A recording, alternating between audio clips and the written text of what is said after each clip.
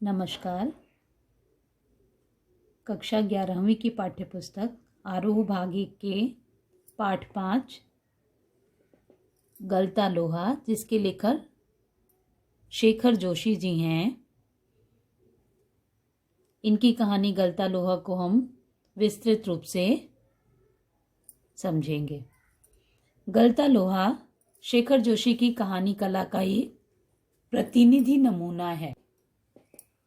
समाज के जातिगत विभाजन पर कई कोणों से टिप्पणी करने वाली यह कहानी इस बात का उदाहरण है कि इनके लेख में अर्थ की गहराई का दिखावा और बड़बोलापन जितना ही कम है, वास्तविक अर्थ गांभीर्य उतना ही अधिक। लेखक की किसी मुखर टिप्पणी के बगैर पूरे पाठ से गुजरते हुए हम यह देख पाते हैं कि लेखक की किसी मुखर टिप्पणी के बगैर पूरे पाठ से गुजरते हुए हम यह देख पाते हैं कि एक मेधावी किंतु निर्धन ब्राह्मण युवक मोहन किन परिस्थितियों के चलते उस मनोदशा तक पहुंचता है जहां उसके लिए जातीय अभिमान बेमानी हो जाता है। सामाजिक विधि निषेधों को ताक पर रखकर वह धनराम लोहार के ऑफर पर बैठता है। उसके काम में भी अपनी कुशलता दिखाता है। मोहन का व्यक्तित्व जातिगत आधार पर निर्मित झूठे भाईचारे की जगह मेहनत कशों के सच्चे भाईचारे को प्रस्तावित करता प्रतीत होता है, मानो लोहा गलकर नया आकार ले रहा हो। गलता लोहा, इस कहानी को हम निम्नलिखित केंद्र बिंदुओं को ध्यान में रखकर पूरी तरह से समझ सकते हैं। इस कहानी के दो मुख्य पात्र हैं, मोहन और उसका सहपाठी धनराम। किस प्रकार से मोहन अच्छी परिस्थितियों के बावजूद सही दिशा दशा न मिलने के कारण अपने जीवन में उस सफलता को नहीं पाता है जिसकी कल्पना उसके अध्यापक और पिता द्वारा की जाती है। सबसे पहले हम मोहन की पारिवारिक स्थिति को देखते हैं। मोहन एक निर्धन ब्राह्मण युवक था। मोहन के पिता वंशीधर ने जीवन भर पुरोहिती की। अब वृद्धावस्था में उनसे कठिन श्रम व उपवास नहीं होता। उन्हें चंद्रदत्त के यहाँ रुद्री पाठ करने जाना था, परंतु अवस्था के कारण वह जाने में स्वयं को असमर्थ महसूस करते हैं। मोहन उनका आशय समझ गया, लेकिन पिता का अनुष्ठान कर पाने में वह कुशल नहीं है। पिता का भार हल्का करने के लिए वह खेतों की ओर चला, लेकिन हंसुए की धार कुंद हो चुकी थी। इसलिए उसे बचपन के सहपाठी धनराम की याद आई और वह शिल्पकार टोले की ओर चला गया। वह धनराम लोहार की दुकान पर धार लगवाने पहुंचा। दोनों बचपन के मित्र थे, सहपाठी थे, इसलिए दोनों बचपन की यादों में खो गए। मोहन ने मास्टर त्रिलोक सिंह के बारे में पूछा।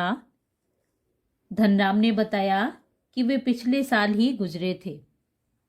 दोनों हंस हंसकर उनकी बातें याद करने लगे। मोहन पढ़ाई व गायन में निपुण था। वह मास्टर का चहेता शिष्य था और उसे पूरे स्कूल का मॉनिटर बनाया गया था। वे उसे कमजोर बच्चों को दंड देने का भी अधिकार देते थे। धनराम ने भी मोहन से मास्टर के आदेश पर कई बार डंडे खाए थे। धनराम उसके प्रति स्नेह व आदर भाव रखता था, क्योंकि जातिगत आधार की हीनता उसके मन में बैठा दी गई थी। उसने मोहन को कभी अपना प्रतिद्वंद्वी नहीं समझा। धनराम का अन्य मजदूर परिवार के लड़कों की तरह तीसरे दर्जे तक ही पढ़ पाना। खेतीहर मजदूरों की यह विडंबना है कि वो अपने कार्य को करने के फेर में पढ़ाई को मुख्य रूप से नहीं समझते। इसलिए धनराम भी गांव के खेतीहर या मजदूर परिवार के लड़कों की तरह तीसरे दर्जे तक ही पढ़ पाया। मास्टर जी उसका विशेष ध्यान रखते थे। धनराम को 13 का पहाड़ा कभी नहीं याद हुआ। इसकी वजह से उसकी पिटाई होती। मास्टर जी का नियम था कि सजा पाने वाले को अपने लिए हथियार भी स्वयं ही जुटाना होता था। धनराम डर या मंदबुद्धि होने के कारण 13 का पहाड़ा नहीं सुना पाया। मास्टर जी ने व्यंग्य किया, तेरे दिमाग में तो लोहा भरा है, विद्या का ताप कहाँ लगेगा इसमें। इतना कहकर उन्होंने थैले से 5-6 दरातियां निकालकर धनराम को धार लगा लाने के लिए पकड़ा दी। हालांकि धनराम के पिता ने उसे हथौड़े से लेकर घन चलाने की विद्या सिखा रखी थी। विद्या सिखाने के दौरान मास्टर त्रिलोक सिंह उसे अपनी पसंद का बेच चुनने की छूट देते थे, परंतु धनराम के पिता गंगाराम इसका चुनाव स्वयं करते थे। एक दिन गंगाराम अचानक चल बसे और धनराम ने सहज भाव से उनकी विरासत को संभाल लिया।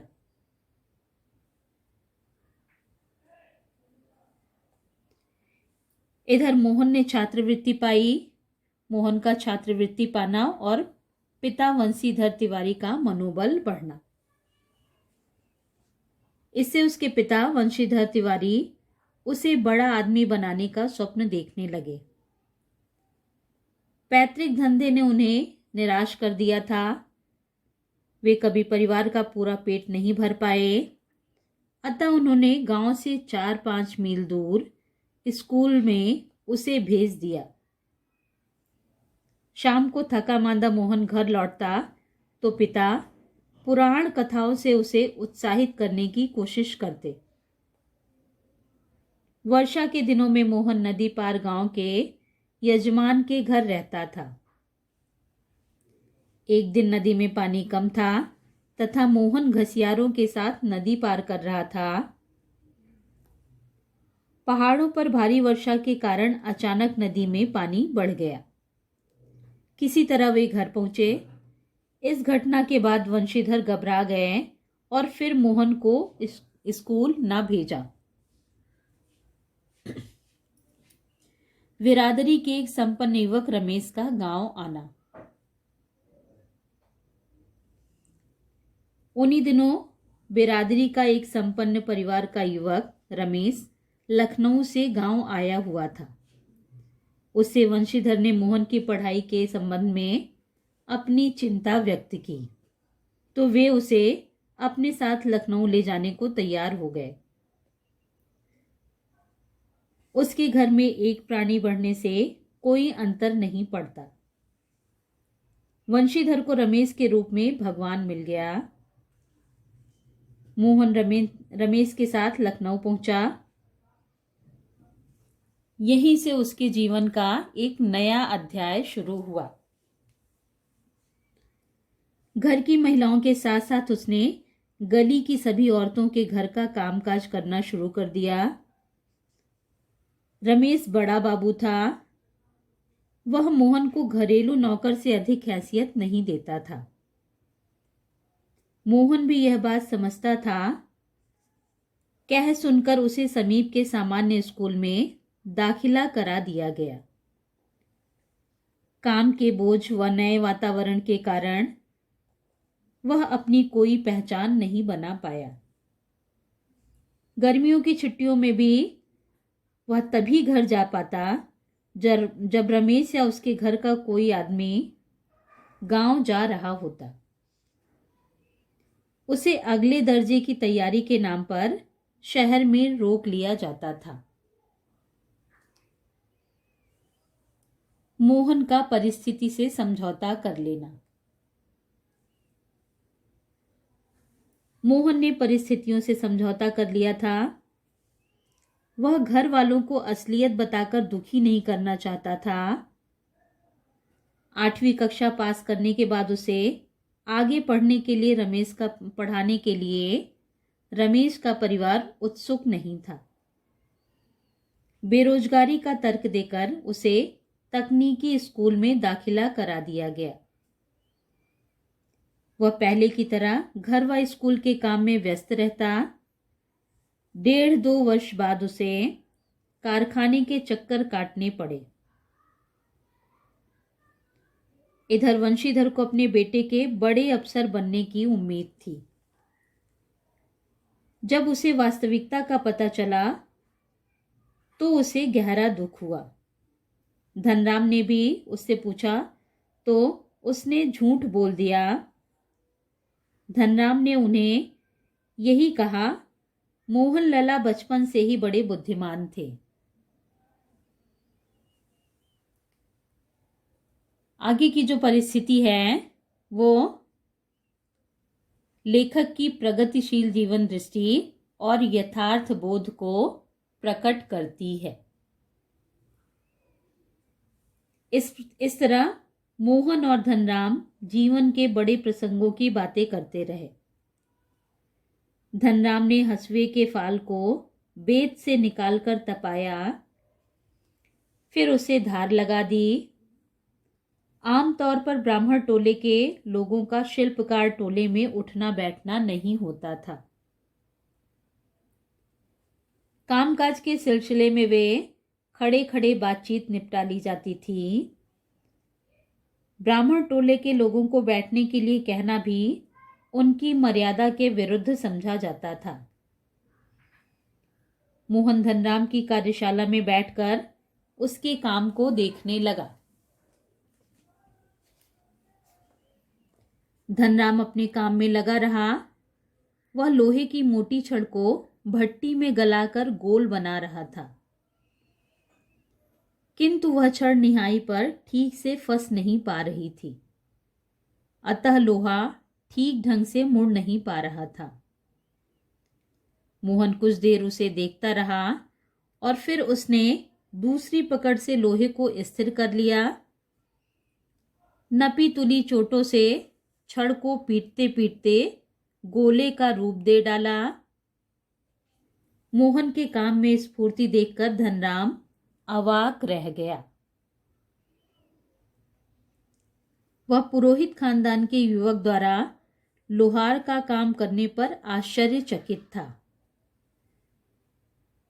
धनराम के संकोच, धर्म संकट से उदासीन मोहन लोहे के छल्ले की त्रुटिहीन गोलाई की जांच कर संतुष्ट हो रहा था। उसकी आंखों में एक सर्जक की चमक थी।